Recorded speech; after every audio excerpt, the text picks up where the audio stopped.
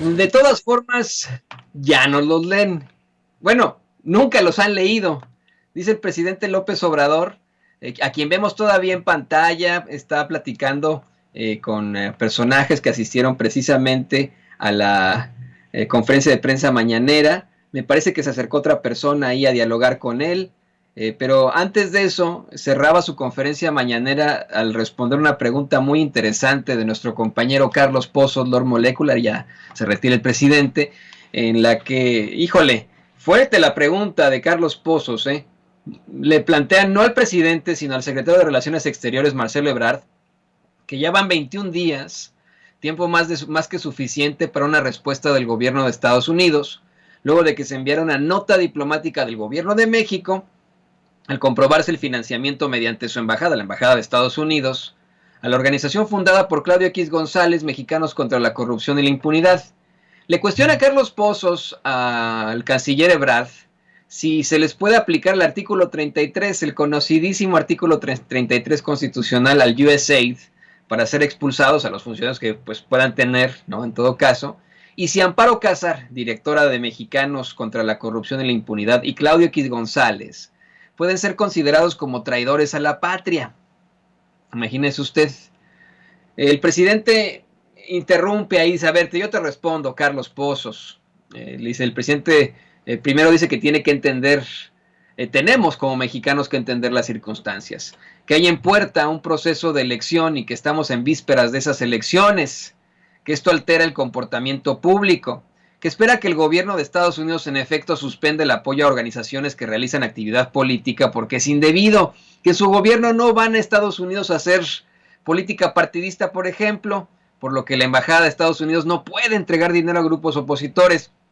Comentó que no ha habido una respuesta del gobierno de los Estados Unidos y que espera que se dé a conocer públicamente pronto sobre ese asunto, pero que de todas formas no van a sancionar a nadie, ni van a aplicar el artículo 33, que eso se daba cuando había autoritarismo en México, y es cierto, ¿no? Cuando algún extranjero se expresaba libremente, le aplicaban el 33 mal aplicado, porque no, o sea, los expulsaban, pasó con Manu Chao, que llevó mucho tiempo, no sé si ya ha regresado a México, pero que fueron expulsados por criticar en muchas situaciones de los gobiernos anteriores, ¿no? Y a quien les guardo un absoluto respeto a los pues músicos de Manu Chao, por ejemplo. Pero bueno, de aquí el presidente vuelve a hablar de The Economist, ya se lo voy a comentar cómo fue, pero así fue como concluye su conferencia de prensa mañanera.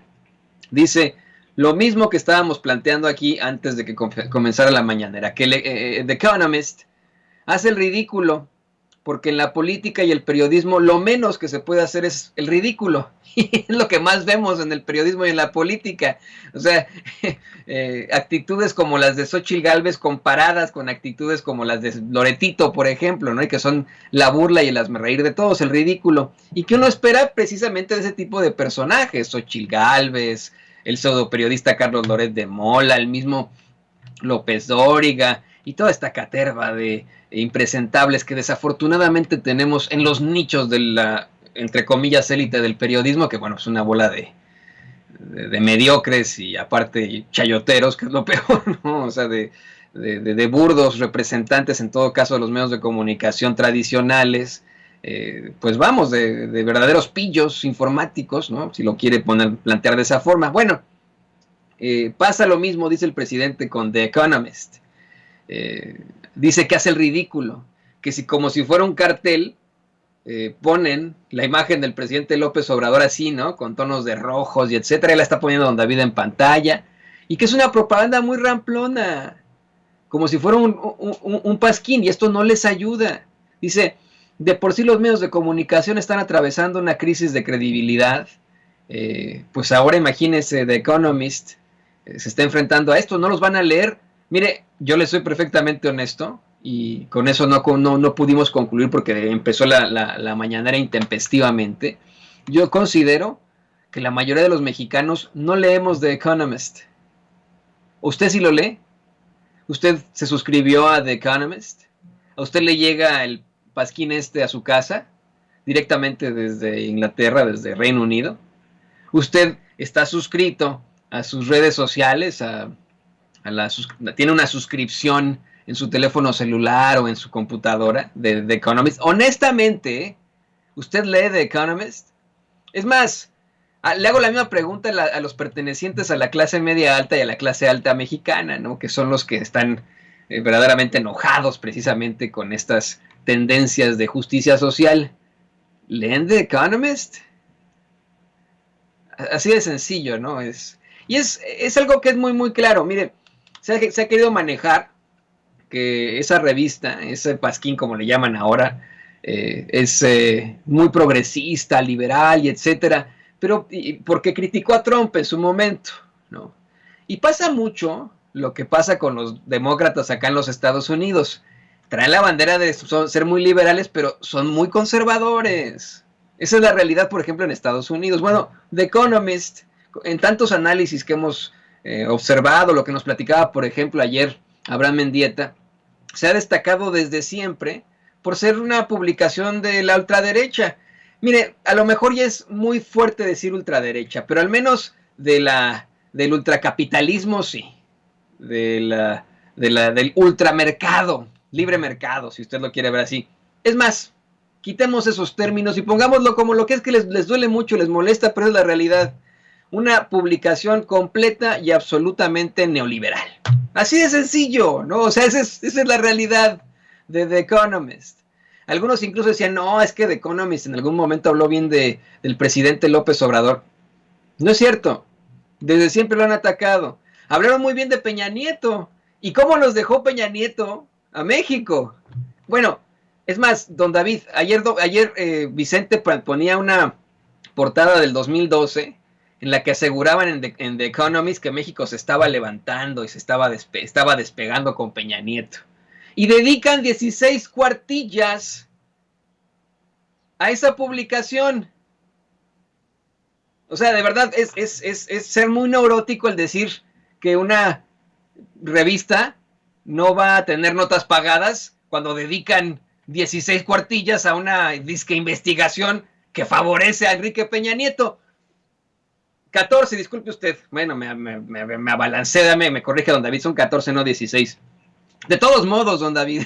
O sea, 14 páginas, 14 cuartillas dedicadas a besarle el culo a Enrique Peña Nieto, cuando ni siquiera había hecho algo. Bueno, lo peor de todo, México ni despegó, ni se volvió, ni se levantó con Enrique Peña Nieto. Aparte de todo, la portada está racista, Yo no sé usted, pero yo como mexicano no camino por las calles con esos sombreros, ¿Usted sí?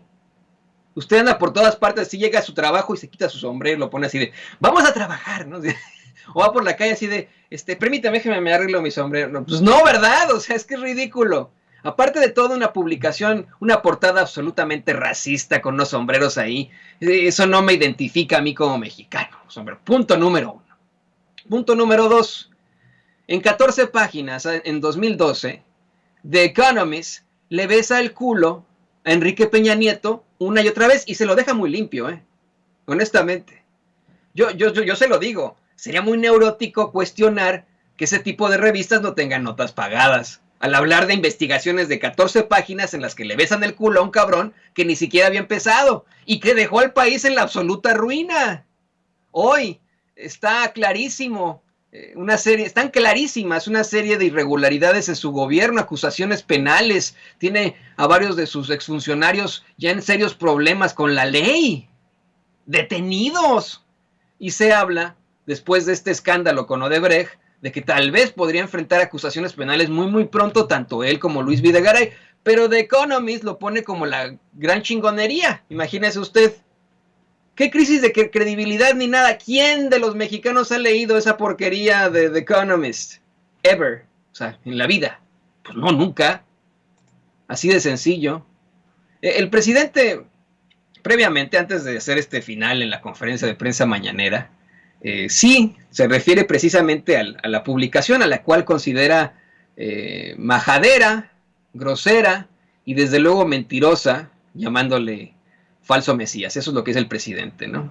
Dice que esta revista inglesa, The Economist, pues publica un artículo muy propagandístico en su contra, que hasta lo pusieron en la portada, por lo que se sintió muy importante, lo dice jugando, ¿no? Dice que están muy enojados quienes apoyaron durante mucho tiempo el modelo neoliberal, que no es más que una política de pillaje. Y mire, yo le insisto con esto, no significa que los del Economist, de The Economist, sean pues los demonios del mundo, ni nada. Tenemos diferentes ideas, diferentes ideologías, pero sí hay que ponerlos por lo que son. No son una publicación imparcial, no son una revista de progresistas o progresista económica. No, es una revista neoliberal. Así de claro. Y obviamente van a defender los intereses neoliberales.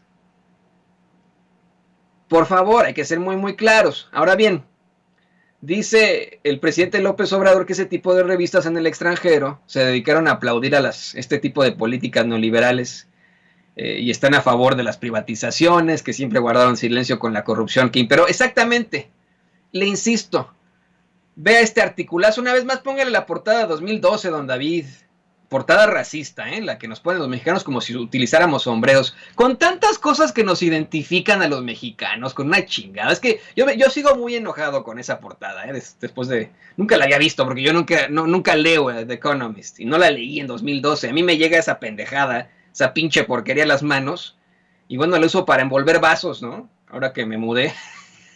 No, así de sencillo, ¿no? Para eso me serviría, o en caso de que se acabe el papel de baño.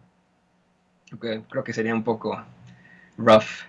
Pero bueno, el punto es que, imagínese usted, hacen un artículo de 16 cuartillas, de 14, perdón, don David, perdón, de 14 páginas en la que le besan el culo a Peña Nieto, y durante todo el sexenio, con la situación tan terrible que ocurrió, no dice nada. Se quedan callados ante la corrupción absoluta que marcó a ese sexenio infernal de Enrique Peña Nieto. Y en efecto, dice López Obrador que ahora están muy molestos porque la gente está apoyando una transformación. Y dice, a ver, ¿se acuerdan de aquello del Mesías tropical? Pues es lo mismo. Ahora, qué raro, y como lo han mencionado varios compañeros aquí en Sin Censura, qué raro que ahora le pongan el falso Mesías, ¿no? Y dice, insiste con esta situación, dice, ¿cómo es que una revista extranjera viene y nos dice si queremos votar o no? Qué falta de ética de llamar a los mexicanos a que no voten por lo que representa su gobierno a una semana y media de las elecciones. Aquí rápidamente el paréntesis. No pasa nada, presidente. Los mexicanos no leemos The Economist.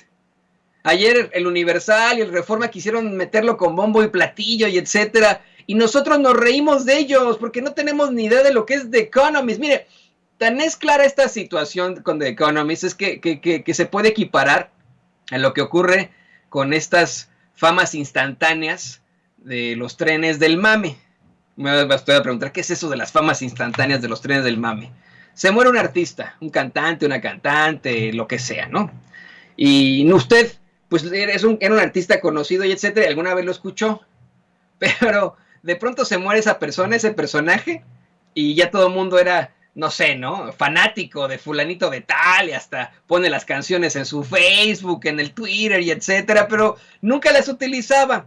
Nos subimos al tren de mame como sociedad. Bueno, desde el conservadurismo intentaron plantear eso. Pusieron, el Economist hace esta situación, publica que el presidente López Obrador es el falso Mesías y que no debemos votar por él.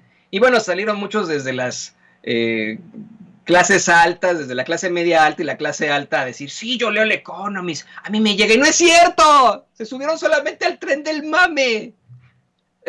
Me explico, o sea, es absolutamente ridículo, chistosón y ridículo, o sea, nadie lee The Economist, honestamente. Bueno, entre nosotros sí habrá algunos financieros que lo lleguen a leer, o alguna persona que rescate un articulillo por ahí, pero nosotros como mexicanos no lo leemos.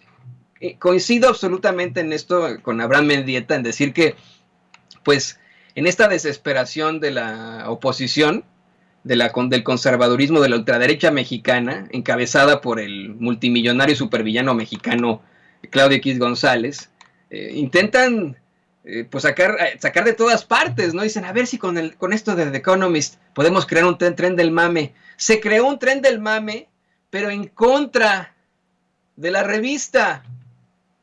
surgieron entre muchos mexicanos una idea absolutamente patriótica de decir, ¿qué? Váyanse a la chingada de Economist. Así de claro y así de sencillo. Pero bueno, mire, esto por supuesto, le digo, fue una conferencia de prensa mañanera que dio para muchísimo más, porque así como le advertíamos desde muy temprano, anuncian que los mexicanos y mexicanas de 40 y más ya podrán vacunarse. ¡Qué chingón! Y se anuncia también qué trenes utilizarán para precisamente el Tren Maya, de Bombardier y Alstom, a quienes les dieron las licitaciones. Pues hay tantas cosas que se plantean que son muy importantes y que creo que vale la pena destacar, platicar. Obviamente a detalle se lo estará planteando nuestra compañera Meme Yamel a las 10 de la mañana. A las 11 de la mañana, Vicente Serrano trae un programa de agasajo. Híjole, se va a poner buenísimo hoy el programa, va a estar buenísimo. Tenemos a grandes invitados y por sobre todo los temas. Los temas van a ser fantásticos, así que no se lo vaya a perder, por favor. Se va a poner fantástico. Vamos a tener con nosotros a Luis Guillermo Hernández, vamos a tener con nosotros a Ricardo Sevilla, va a estar Daniel Stulin para hablarnos de The Economist, para decirnos cómo es que en efecto va a estar fantástico.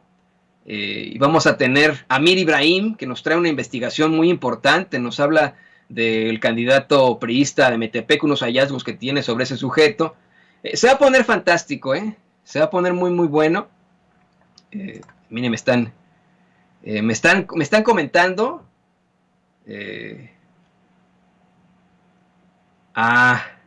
Ok, mire, déme unos momentitos. Vamos rápidamente, vamos a ver esta propuesta que le